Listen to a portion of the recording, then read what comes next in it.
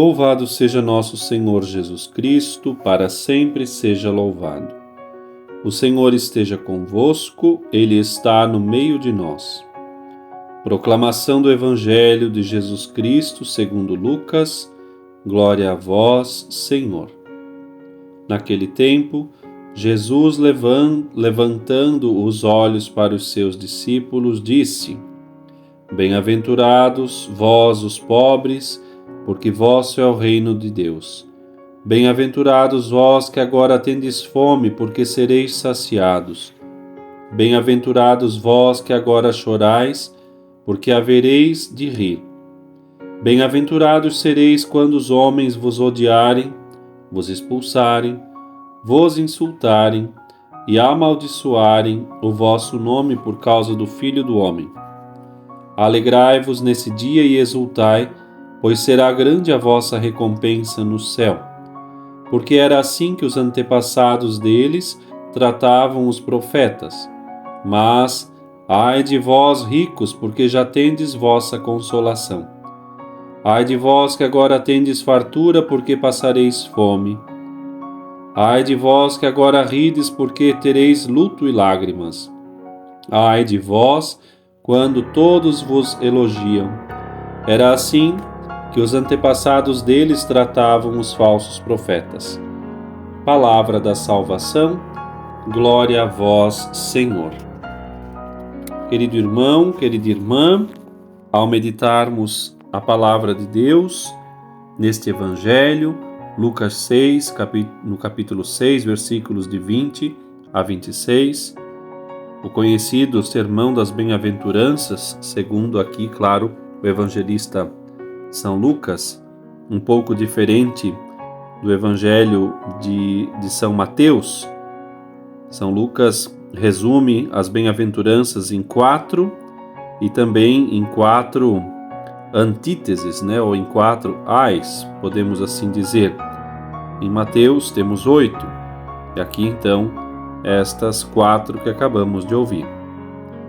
As expressões do texto de Lucas também têm por vezes uma forma mais direta e mais incisiva do que no primeiro evangelho, Mateus. E estas bem-aventuranças nos fazem recordar de que modo, pois, devemos viver a nossa fé e assim então nos empenharmos grandemente na vivência destes valores que nosso Senhor coloca como fundamental para a vida de fé. Todo cristão deve viver de modo real a sua vida concreta, seja na pobreza, seja na humildade, seja também na observação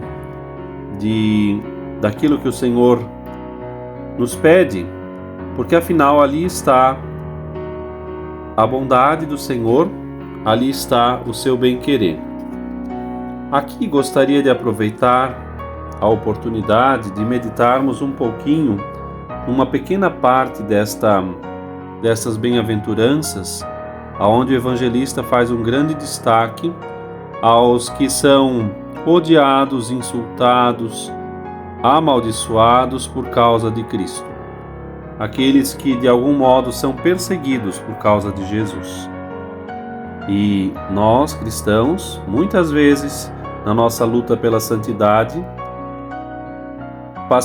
passaremos por momentos de certa hostilidade, de certa perseguição, ou como diz São Lucas, Bem-aventurados sereis quando os homens vos odiarem, quando vos expulsarem, injuriarem, e assim derem a seus nomes o nome de malditos por causa do Filho do Homem. São Paulo fala coisas parecidas, especialmente na carta a Timóteo. Todos os que querem viver piedosamente a fé em Cristo Jesus sofrerão perseguição. Agora, entendamos nós que a perseguição não é exatamente desgraça, mas bem-aventurança, é alegria e felicidade, porque afinal, esta perseguição nos aproxima de Cristo, e assim então nos dá a graça de imitá-lo. Devemos agradecer hoje e sempre ao Senhor e pedir a graça de sermos capazes de sofrer um pouco por Ele. Parece às vezes impossível, mas é assim que vive um cristão. Aliás, um cristão que é cristão de fato, em algum momento da sua vida, vai entrar em choque com um ambiente comodista, paganizado, aburguesado. Isto tudo porque a doutrina de Cristo nos pede que sejamos firmes, que tenhamos o cuidado da fidelidade. Fidelidade essa que em alguns ambientes às vezes se qualifica como fanático, como ultrapassado, coisa do tipo, pelo simples fato de querer viver a fé e seguir os princípios da moral, aquilo que a Igreja nos pede por meio do seu magistério e de nosso Senhor. Façamos valer a pena a nossa vida como cristãos. Aliás, aqui um parênteses, em tempos que se fala tanto em compreensão, tolerância, convivência e paz, como pode alguém ser perseguido por causa da sua fé? É verdade. Há, inclusive às vezes, naqueles que se julgam bons, de perseguir os outros. E que triste quando um cristão, ou pelo menos que se diz cristão, persegue o seu irmão na fé. Mas não esperemos dos homens a correspondência. Vamos adiante. E podemos tirar muitíssimos frutos daquelas contradições, daquelas aparentes situações aonde por vezes parece que tudo leva a ruir e seremos profundamente perseguidos. Podemos, sem pessimismo, sem desalento, enriquecer a nossa alma e amadurecer, fortalecer e crescer na caridade com aqueles que por vezes não conseguem enxergar a providência e não conseguem com isso ser fiéis a Deus e acabam por vezes perseguindo os que assim o desejam. Saibamos nós que os momentos de dificuldade e de contradição nos ajudam muitíssimas vezes a praticar muitas virtudes. E hoje pedimos ao Senhor a graça de, quem sabe, ajudar por meio do nosso sofrimento, se assim podemos dizer, enquanto somos às vezes perseguidos, de ajudar na caridade os que são mais fracos na fé, os que talvez falta formação e que assim acabam por vezes não observando devidamente a fé.